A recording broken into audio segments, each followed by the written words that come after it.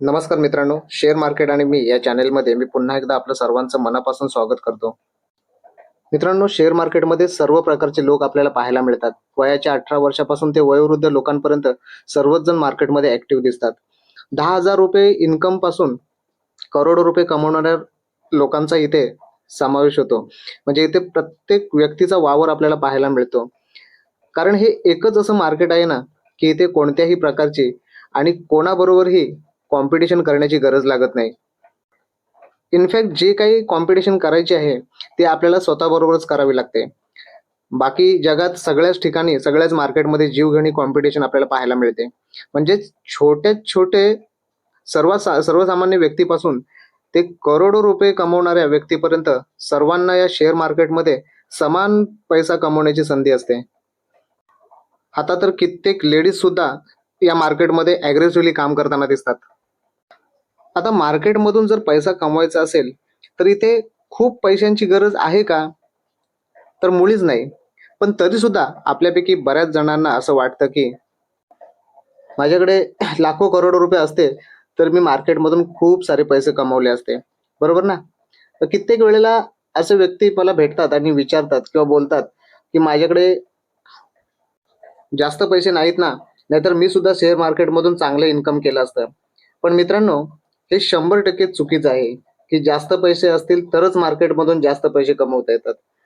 100 करोड 200 करोड रुपये असणारे सुद्धा शेअर मार्केटमधून लॉस झालेले असल्याची कित्येक उदाहरणं आपल्याला पाहायला मिळतील. पण या उलट एक वेळ ज्यांच्याकडे 10,000 50,000 1,00,000 रुपये असणारे पण आज मार्केटमधून पैसा कमवून करोडपती झालेले पाहायला मिळतात. बरोबर ना? मग मार्केटमधून पैसा जर कमवायचा असेल तर आपल्याकडे नेमकं काय असावं लागतं? तर पहिली गोष्ट जे आहे म्हणजे खूप खूप महत्वाची आहे. अगदी मी 5 स्टार लावून इथे सांगतो की जर काय आपल्याला महत्वाची गोष्ट असेल, मार्केटमध्ये पैसा कमवायचा असेल, तर जी आपल्याला गोष्ट महत्वाची आहे ती म्हणजे सगळ्यात महत्वाचं आहे ते म्हणजे नॉलेज. कोणतेही क्षेत्र असो, त्या क्षेत्रातील नॉलेज शिवाय आपल्याला 1 रुपया सुद्धा कमवता येणार नाही. आज आपण ज्या पण क्षेत्रामध्ये काम करत असाल आणि त्यातून आपण जे पण इन्कम करत असाल ते नॉलेज घेतल्याशिवाय शक्यच होऊ शकत नाही. बरोबर आहे की नाही?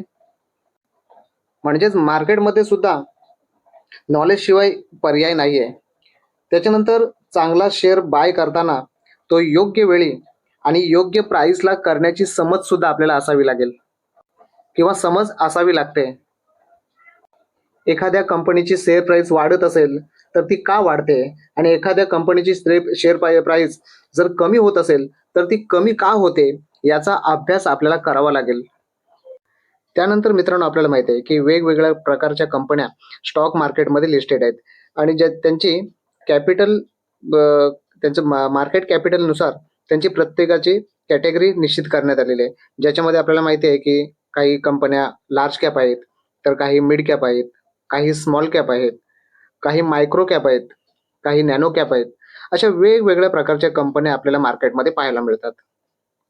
आता आपल्यापैकी बरेच जण वेगवेगळ्या युट्यूबरना फॉलो करत असतील, ज्याच्यामध्ये काही जण सांगतात की स्मॉल कॅपमध्ये इन्व्हेस्ट करा, मायक्रो कॅपमध्ये इन्व्हेस्ट करा किंवा नॅनो कॅपमध्ये इन्व्हेस्टमेंट करा, तुमचा पैसा जबरदस्त बनेल किंवा फास्ट ग्रोथ होईल. पण तिथे रिस्क सुद्धा जास्त असते. पण काही युट्यूबर असे आहेत, काही ऍडवायझर असे आहेत की जे सांगतात लार्ज कॅपमध्ये इन्व्हेस्टमेंट करा किंवा मिड कॅपमध्ये थोडीफार इन्व्हेस्टमेंट करा, जेणेकरून तुमचा पैसा सेफ राहील, रिटर्न कमी बनतील पण रिस्क पण कमी असेल. हा प्रत्येकाचा व्ह्यू असतो सांगण्याचा. आता कोणी कसं ऐकायचं, कोणी कसं त्याच्यामध्ये इम्प्लिमेंट करायचं, हा प्रत्येकाचा वैयक्तिक प्रश्न असतो. पण जनरली असं पाहायला गेलंय, जर स्मॉल कॅप आणि मायक्रो कॅप किंवा नॅनो कॅप या कंपन्यांमध्ये इन्व्हेस्टमेंट केली आणि जर लकीली, मी लकीली शब्द वापरतोय, लकीली जर त्या कंपन्यांचा बिझनेस जर चांगला झाला आणि आपण योग्य वेळेला त्या कंपन्यांना पिकअप केला तर अशा कंपन्या आपल्याला लवकर करोडपती बनवू शकतात. आणि त्याच्या उलट सुद्धा होऊ शकतं. दोन्ही गोष्टी महत्वाच्या आहेत. म्हणजे जेवढी रिस्क घेण्याची कॅपॅसिटी आपली जास्त असेल किंवा जो जास्त रिस्क घेतो त्याला जास्त रिवॉर्ड सुद्धा मिळतो आणि जो सेफ स्टॉकमध्ये इन्व्हेस्टमेंट करतो त्याला त्याप्रमाणेच रिटर्न मिळतात. असं जरी असलं तरी सर्वांचा टार्गेट इथे एकच असतो, तो म्हणजे पैसा कमवणं. मग आपण लार्ज कॅपमध्ये इन्व्हेस्टमेंट करा, मिड कॅपमध्ये इन्व्हेस्टमेंट करा, small cap, micro cap, nano cap, कुठेही इन्व्हेस्टमेंट करा. शेवटी आपला टार्गेट असतो पैसा कमवणं. आता इन्व्हेस्टमेंट करताना असंही नाही की किती कंपन्यांमध्ये इन्व्हेस्टमेंट करायचे. काहींचं असं म्हणणं असतं की 10 कंपन्यांमध्ये 10 किंवा 10, 15, 20 कंपन्यांमध्ये इन्व्हेस्टमेंट करायची. काहींचं म्हणणं असतं की वेल डायव्हर्सिफाय आपला पोर्टफोलिओ असायला पाहिजे. मग काही 50 कंपन्यांचा समावेश करतात, काही 100 कंपन्यांचा समावेश करतात. काही महत्त्वाचं नाही. ह्या गोष्टी कुठल्याच महत्त्वाच्या नाहीयेत. किती कंपन्यांमध्ये इन्व्हेस्टमेंट करणं हे कधीच मॅटर होऊ शकत नाही. फक्त महत्त्वाचं एक आहे. मॅटर काय होऊ शकतो, की जर 100 कंपन्या असतील किंवा 10 कंपन्या असतील, जर आपला पोर्टफोलिओ प्रॉफिटमध्ये असेल किंवा त्या कंपन्या आपल्याला चांगला पैसा कमवून देत असतील, तर हा प्रॉब्लेम किंवा हा प्रश्न कधीही आपल्याला पडायला नको, की किती कंपन्या आपल्या पोर्टफोलिओमध्ये असायला पाहिजेत. काही जण म्हणतात, की 50 पेक्षा जास्त कंपन्या जर असतील, तर ओव्हर डायव्हर्सिफाय होतो. असं मला मुळीच वाटत नाही. जर पैसा मिळतोय, जर पैसा कमवला जातोय किंवा त्या कंपन्या जर आपल्याला प्रॉफिट कमवून देत असतील, तर ह्या गोष्टींवर कधीच लक्ष देऊ नका. एक उदाहरण आपण बघू. जर एखाद्याने त्याच्या पोर्टफोलिओमध्ये विप्रो सारखी कंपनी घेतली, मुथूट फायनान्स सारखी कंपनी घेतली, टाटा स्टील सारखी कंपनी घेतली. या कंपन्या काय वाईट आहेत का? लार्ज कॅप कंपन्या आहेत. या कंपन्यांनी सुद्धा चांगले रिटर्न कमवून दिले. पण सध्याच्या परिस्थितीमध्ये या कंपन्या जास्त पळतात का?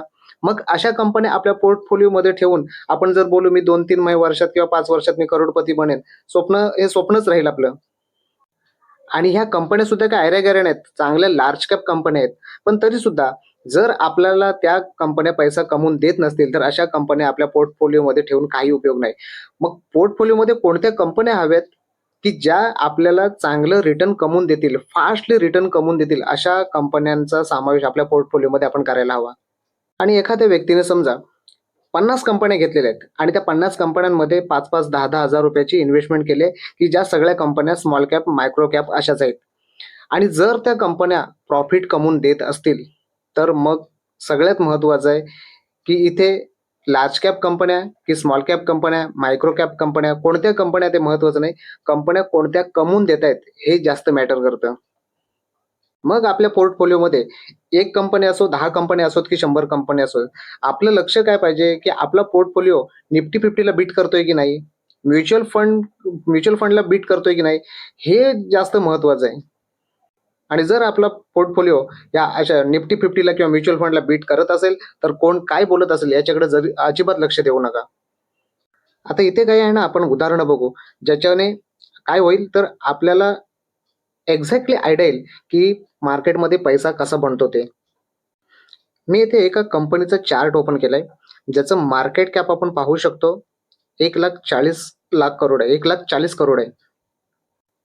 आता 5 वर्षापूर्वीचं जर हिचं मार्केट कॅप आपण चेक केलं, तर आपल्याला लक्षात येईल. पहिल्यांदा आपण 5 वर्षाचा चार्ट ओपन करू, म्हणजे आपल्याला लक्षात येईल. 5 वर्षात या कंपनीने रिटर्न किती दिले, तर जवळपास 800% म्हणजेच आपला पैसा या कंपनीने 9 पट केलेला आहे. आता सध्या या कंपनीचं मार्केट कॅप आहे 1,40,00,000 करोड आणि 5 वर्षापूर्वीचं जर आपण मार्केट कॅप या कंपनीचं चेक केलं, तर आपल्याला इथं क्लिअरली दिसतंय किती आहे, तर 11,900 म्हणजे 12,000 करोड आहे. आता या कंपनीचा जर आपण मॅक्झिमम चार्ट बघितला, तर आपल्याला इथे दिसेल की ही कंपनी 2016 पासून मार्केटमध्ये लिस्ट झालेली आहे आणि त्यावेळेला मार्केटची त्यावेळेला या शेअरची प्राइस होती ₹65. म्हणजे आजच्या तारखेपासून किंवा आजच्या तारखेपर्यंत ज्या या कंपनीचे रिटर्न दिलेले आहेत, ते जवळपास किती दिसत आहेत आपल्याला? 1540%चे. म्हणजे जर इथे आपण ₹10,000 इन्व्हेस्टमेंट केली असती,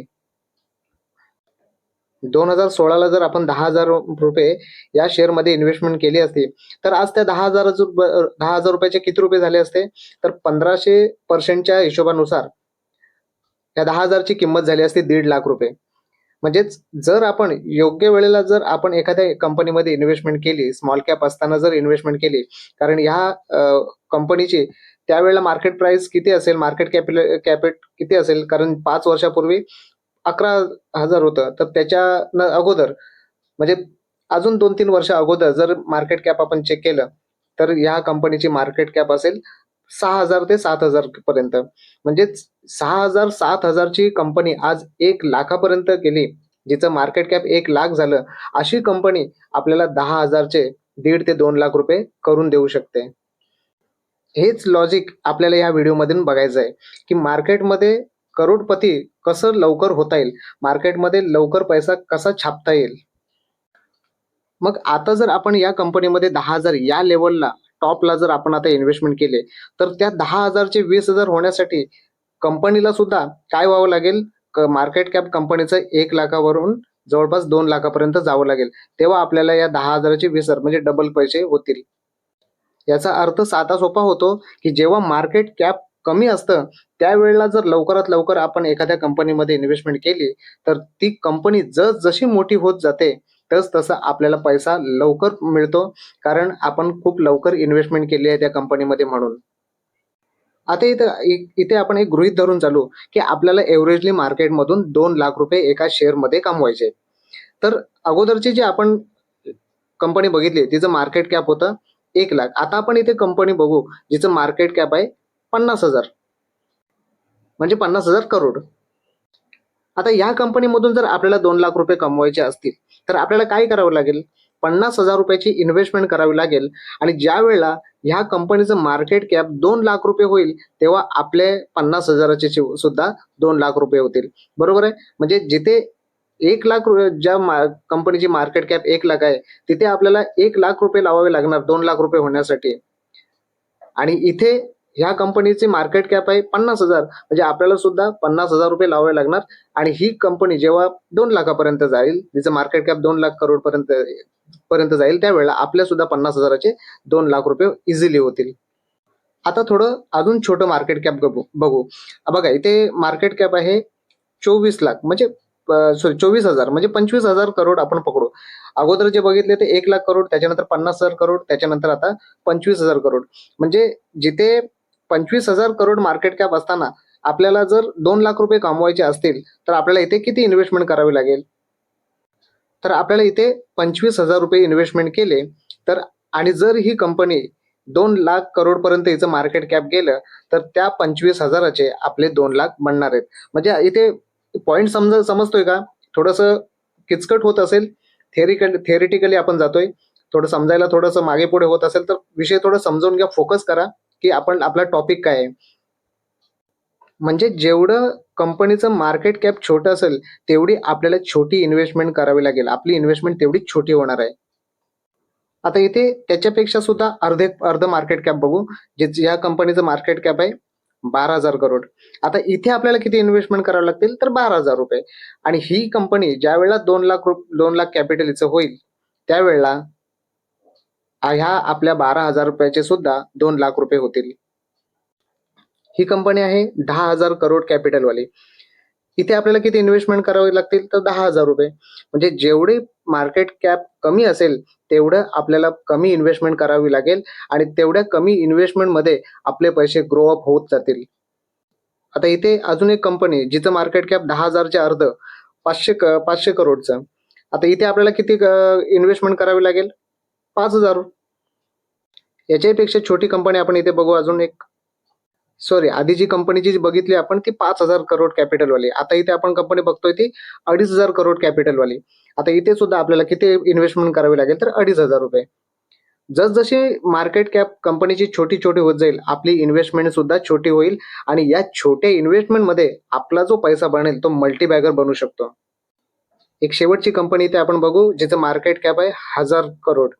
आता इथे 1,000 करोड ज्या कंपनीचं मार्केट कॅप आहे, त्या कंपनीकडून आपल्याला ₹2,00,000 पाहिजे असतील, तर आपल्याला 1,000 तिचं मार्केट कॅप असताना आपण ₹1,000 इन्व्हेस्टमेंट केली आणि जर ही कंपनी पुढे जाऊन 2,00,000 करोड हिचं कॅपिटल झालं, तर आपले सुद्धा 1,000चे ₹2,00,000 होणार आहेत. आय होप की मित्रांनो, आपल्याला टॉपिक थोडंफार लक्षात आलं असेल, की मला एक्झॅक्टली इथे काय सांगायचंय, की जेवढं मार्केट कॅप छोटं असेल ना, तेवढं त्या कंपनीमध्ये आपल्याला छोटी इन्व्हेस्टमेंट करून मोठा पैसा कमवता येईल. उदाहरणार्थ, इथे आपण बघू शकतो की ₹1,000 मार्केट कॅपवाली कंपनी आहे. बरोबर आहे? आता इथे आपल्याला जर ₹1,000 इन्व्हेस्टमेंट करायचे असतील आणि त्यातून आपल्याला लाखो रुपये कमवायचे आहेत, तर काय करावं लागेल? 1,000 कॅपिटलवाल्या अशा 100 कंपन्या जर आपण पिकअप केल्या, तर प्रत्येक कंपनीमध्ये ₹1,000 जर आपण इन्व्हेस्टमेंट केली आणि ती कंपनी 1,000% जर वाढली, तर लक्षात घ्या आपलं पर्सेंटेज किती होईल. म्हणजे एक असं कधीच नाही होणार की 100च्या 100 कंपन्या चालतील, कारण 1,000 कॅपिटलवाल्या कंपन्या आहेत, त्यातल्या किती चालतील किती न चालतील हा पुढचा पुढचा विषय. त्यात आपण आता जास्त इन्व्हॉल्व नाही व्हायचंय. पण आपण असं गृहीत धरून चालू की यातल्या काही कंपन्या बुडाल्या. म्हणजे 100 पैकी समजा आपण समजू 40 कंपन्या बुडाल्या आणि 60 कंपन्यांनी 60 कंपन्यांचं मार्केट कॅप जर 1,000% वाढलं किंवा काहींचं 2,000% वाढलं, काहींचं 10,000% वाढलं, तर विचार करा आपला तिथे पैसा किती बनू शकतो. म्हणजे इथे जरुरी नाही की आपल्याला इन्व्हेस्टमेंट फक्त लार्ज कॅपमध्येच करायची आहे, मिड कॅपमध्येच करायची आहे. कॅपिटलाइज कुठल्याही कंपनीचं कॅपिटल किती असू देत, महत्वाचं काय आपल्याला पैसा कमवणं. आता हा पैसा कमवायचा असेल तर थोडी जर आपण रिस्क जास्त घेत असू तर आपला रिवॉर्ड पण जास्त मिळेल. आता ही रिस्क कशी मॅनेज करायची हा प्रत्येकाने आपला विचार करायचा आहे. त्या हिशोबाने जर बघायला गेलं, जर एखाद्या कंपनीचं मार्केट कॅप ₹100 आहे आणि तिथे जर आपण ₹10,000 लावले, तर विचार करा जर ते 100 करोडचे 10,000 करोड जर ते मार्केट कॅप झालं, तरी सुद्धा आपल्याला किती प्रमाणात पैसे मिळतील. म्हणून इन्व्हेस्टमेंट करताना ₹1,00,000 मोठ्या कंपनीमध्ये इन्व्हेस्टमेंट करण्यापेक्षा ₹10,000 10 कंपन्यांमध्ये जर इन्व्हेस्टमेंट केले, तर त्यातील समजू आपण 2 कंपन्या बाद झाल्या, लॉस गेल्या, पण 8 कंपन्यांमध्ये सुद्धा आपला पैसा मल्टीबॅगर बनवू शकतो. आपण आता त्या जे कॅल्क्युलेशन बघितलं, हे कॅल्सी घेऊन आपण करू शकता. म्हणजे आपल्याला अंदाज येईल, की आपण इमॅजिन करू शकत नाही एवढा पैसा आपल्याला शेअर मार्केटमधून मिळू शकतो. आता हे सगळं रातोरात काय होणार नाहीये. याच्यासाठी खूप वेळ द्यावा लागेल. म्हणजे काही कंपन्या लवकर रिटर्न देतील, काही कंपन्यांना वेळ द्यावा लागेल. काहींना 5 वर्षाचा सुद्धा वेळ जाऊ शकतो. काही 2 वर्षामध्ये सुद्धा रिटर्न करून देऊ शकतात. काहींना 10 वर्षाचाही सुद्धा वेळ लागू शकतो. हे प्रत्येक कंपनीवर अवलंबून आहे. पण ॲट एन एव्हरेज आपण बघू शकतो, की जर अशा स्मॉल कॅप कंपन्या, मायक्रो कॅप कंपन्यांमध्ये जर आपण इन्व्हेस्टमेंट केली, छोटी कॅपिटल असलेल्या कंपन्यांमध्ये जर इन्व्हेस्टमेंट केली आणि जर लकीली त्या कंपन्यांमध्ये जर चांगल्या प्रकारचा ग्रोथ आला, तर आपलं कॅपिटल किती पर्सेंटने वाढू शकेल, आपण इमॅजिन सुद्धा करू शकत नाही. म्हणजे अनबिलिव्हेबल रिटर्न आपल्याला मिळू शकतात. म्हणून आपण सुद्धा या चॅनेलवर अशा छोट्या-छोट्या मार्केट कॅपवाल्या कंपन्यांचा जास्तीत जास्त अभ्यास करणार आहोत. येणाऱ्या काळामध्ये आपण हेच सगळं बघणार आहोत, की कसं आपल्याला लवकरात लवकर पैसा या शेअर मार्केटमधून कमवता येईल, तोही छोट्या इन्व्हेस्टमेंटमध्ये.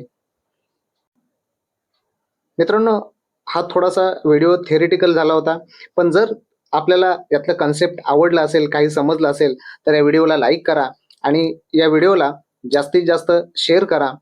तर भेटूया आपण आपल्या पुढच्या व्हिडिओमध्ये. तोपर्यंत नमस्कार.